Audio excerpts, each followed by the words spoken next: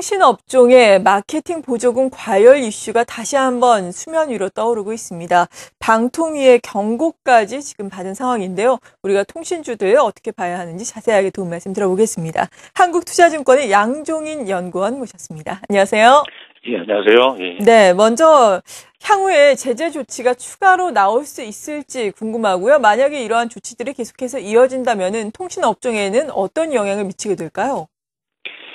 예, 좀 사실 통신업종에 있어서 경쟁 과열은 어제 오늘 일은 아닙니다. 2000년 이후로도 계속 과열 경쟁이다 아니면 또 정부가 제재를 한다 이런 이슈가 있었는데요. 지금 사실 과거를 놓고 본다면 2002년도하고 2004년도에는 아예 정부가 영업 정지를 시킨 그런 케이스도 있었습니다. 그만큼 정부가 마케팅 비용에 대해서도 굉장히 좀 많이 이제 적극적으로 이제 대처하고 있고요. 근데 이번에는 법이 바뀌었습니다. 2010년도에 이제 법이 바뀌면서 대당 보조금을 27만 원 이상을 주게 되면은 위법이다. 그렇게 법을 바꿨고요. 그리고 3번을 위반을 하게 되면 영업 정지를 하겠다라고 좀 했습니다. 그래서 지금 현재 통신업체들이 2번 지금 현재 걸려 있는 상황입니다. 그래서 이번에 한 번 더 걸리면 또 영업 정지까지 이제 갈 그런 상황이 와 있는데요.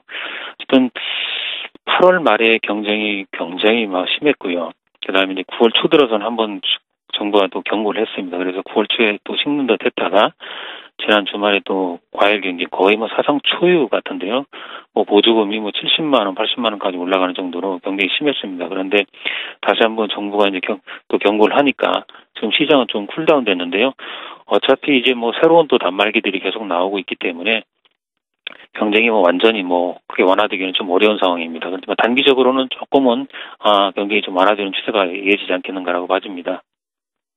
네, 말씀하신 것처럼 국내 업체들뿐만 아니라 미국의 애플의 아이폰 5까지 여러 글로벌 업체들이 전략폰을 또 가을 시즌에 맞춰서 출시를 하기 때문에 경쟁이 완전히 완화되기는 어려울 것 같은데요. 가을 시즌 그렇다면 우리가 통신업종, 통신주들에 있어서 어떤 점에 또 관심을 가져야 하는 걸까요? 하반기 들어서 이제 연말까지 본다라면 여러 가지 이슈가 있습니다. 제일 먼저는 이제 새로운 신기화 LTE 폰이 나오면서 LTE의 성장성이 계속해서 아마 이제 부각이 될 겁니다. 이제 아이폰 5도 있고요. 갤럭시 노트 2도 나올 거고 옵티머스 G라는 어떤 새로운 히트폰이 나오면서 LTE 가입자가 많이 늘고요. 그에 따라서 통신업체들의 성장성이 아마 부각이 될 거고요. 그다음에 아무래도 이제 연말 이제 대선이 있지 않습니까? 그러다 보니까 이제 요금 인하에 대한 또 그런 압박감 이런 것들도 조금은 이슈가 될 것 같아요. 실제 이제 요금 인하가 단행되는 건 올해는 없을 거지만은 대선이 끝나고 나서 아마 내년도에 혹시나 이제 새로운 정부가 요금 인하라는 카드를 내지 않을까라는 그런 우려감들이 좀 있을 것 같습니다. 그래서 요금 인하도 새로운 어떤 연말까지 핫 이슈로 아마 나올 것으로 보입니다. 그리고 이제 사실은 조금 긴 얘기입니다만 통신업체에 있어서는 굉장히 중요한 게 뭐냐면 망 중립성 이슈입니다. 좀 어려운 말인데, 그러니까 통신업체들이 이제 망을 깔고 망의 대가를 받는 그런 어떤 서비스를 제공을 하고 있습니다. 그런데 통신업체 입장에서 보면은 망은 깔았는데 다른 사업자들은 그걸 이제 무료로 쓴다. 그러니까 망의 대가를 내고 써라라는 이런 이슈가 있습니다. 그래서 이 부분이 이제 전 세계 이슈입니다만은 아마 내년 초 정도면은 정부가 어느 정도의 방안을 아마 만들 것 같고요. 망의 대가를 지금은 이제 못 받고 있습니다만은 그 망의 대가를 포털이나 이런 업체들한테 좀 받을 수 있다라면 굉장히 아마 좋은 주가 상승의 캐터리스트가 되지 않겠는가라고 봐집니다. 네, 이러한 망 중립성 이슈가 어떻게 또 결론이 나게 될지는 또 핵심 사항이 되겠습니다. 그리고 실적이 무엇보다 중요할 것 같은데요. 3분기 실적은 통신업종 전반적으로 어떻게 예상을 하세요? 당초 저희들이 3분기 실적은요, 아무래도 2분기 워낙 경쟁이 또 세기 때문에요. 2분기보다는 좀 좋지 않겠는가라고 봤습니다. 그런데 지금 7월달, 8월달을 놓고 보니까 경쟁이 생각보다는 훨씬 더 강했고요.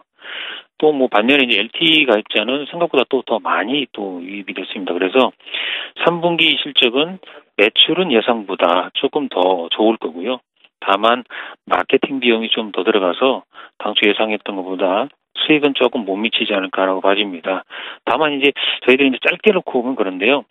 일단 4분기부터는 아무래도 경쟁이 조금은 좀 완화될 그런 가능성이 있습니다. 그리고 내년도에는 특히 이제 저희가 수익 전망을 상당히 긍정적으로 보고 있습니다. 왜냐하면 내년도에는 LTE 가입자가 많이 이렇게 쌓입니다.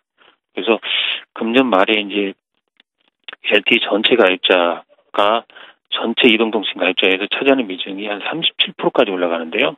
아마 내년에는 50%까지 올라갈 것 같아요. 그렇다 보면 내년도에는 LTE가 수익에 적극적으로 아마 기여를 할 것이다라고 봐집니다. 그래서 내년도의 영업이익은 한 24% 증가할 것으로 보이기 때문에 중장기적인 수익 전망은 굉장히 좋다라고 봐집니다.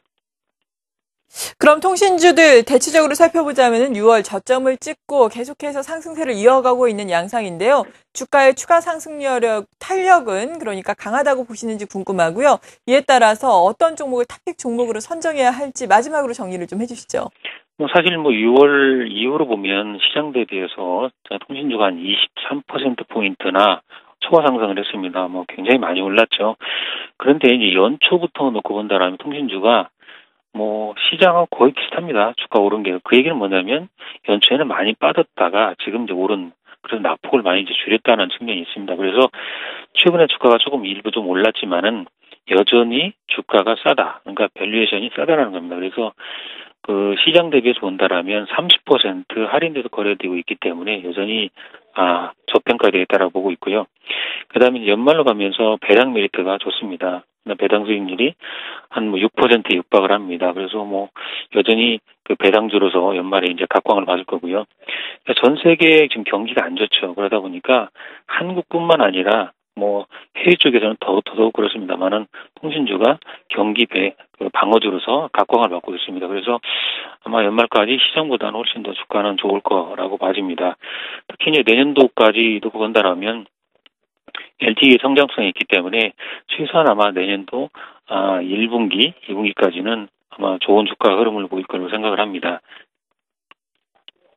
네, 지금까지 한국투자증권의 양종인 연구원과 함께 통신업종의 이슈 그리고 투자 전략 알아봤습니다. 감사합니다. 감사합니다.